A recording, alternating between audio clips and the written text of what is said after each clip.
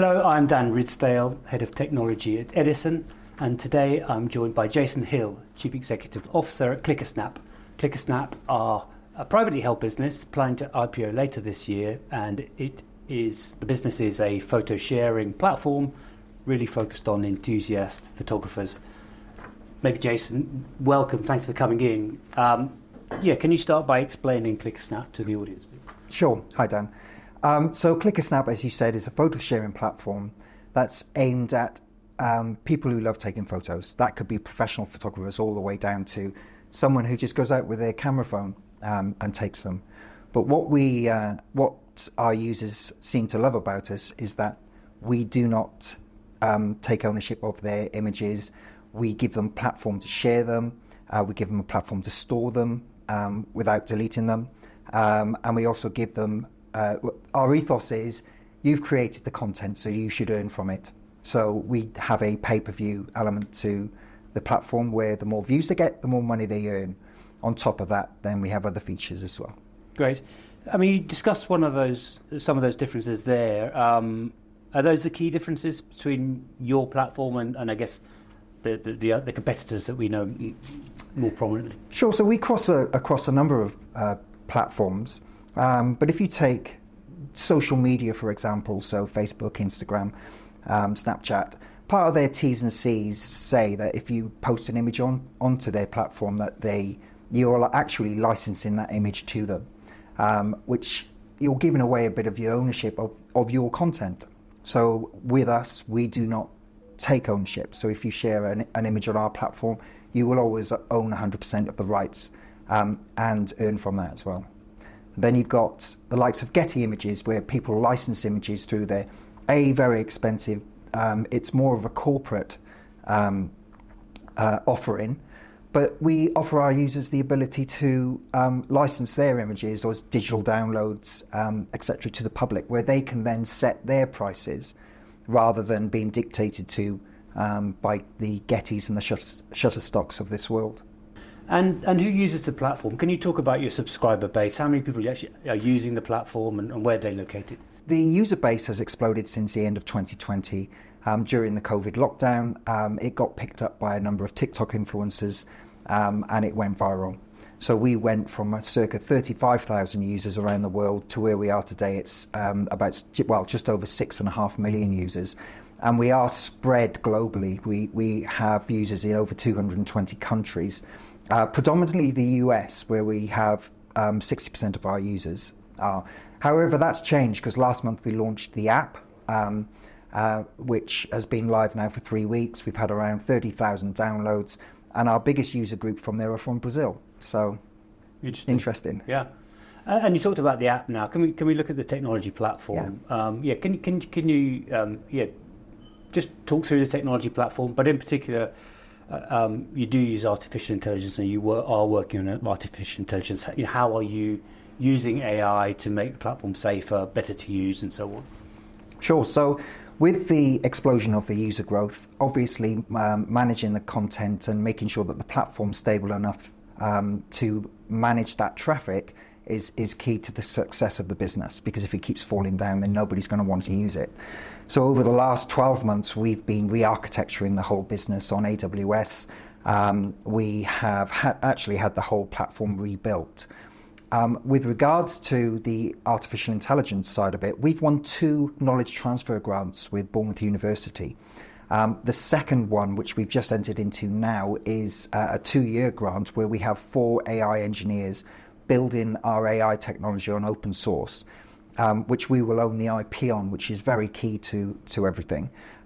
But they've built, first of all, a moderation artificial intelligence, because we do have people who will put up adult content, we have people who put up gore, violence, etc. And we're a family-friendly site.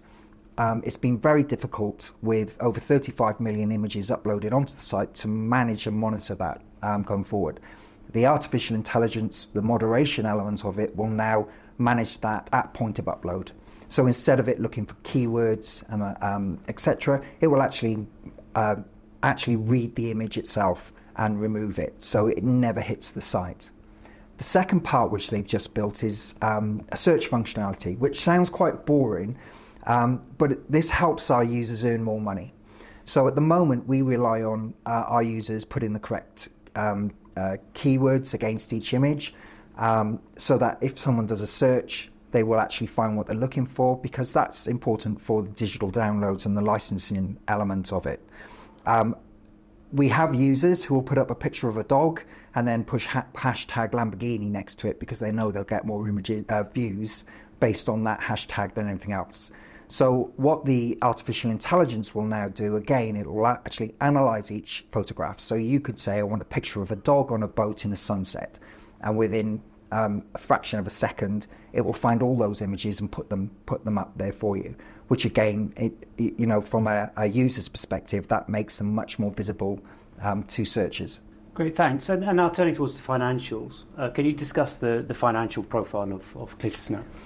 Sure. So we are a subscription-based model, the same as some of our competitors like Flickr, Pix500. So as part of that subscription, as I've mentioned before, we give our users unlimited uploads, storage. The higher the subscription, the more they get on a pay-per-view basis. They also get access to other features like the digital downloads and the marketplace to sell their images. So whilst we have subscribers, we also then have advertising revenue, which comes from our free user base. And then we're introducing obviously the digital downloads, where we take a percentage of our users' sales on that basis. We're also introducing exhibitions and galleries for our professional photographers to actually create stories around their images. And what they can then do from that is license the gallery, or they can actually then sell their images on wall art or anything from T-shirts, whatever they want to do, and then they can make more money from their images down there. The whole ethos of the site is actually, if we can encourage our users to make money from their images, the more money they make, the more money we make. Great. And what about the sort of financial profile of the business? Are you growing, profitable?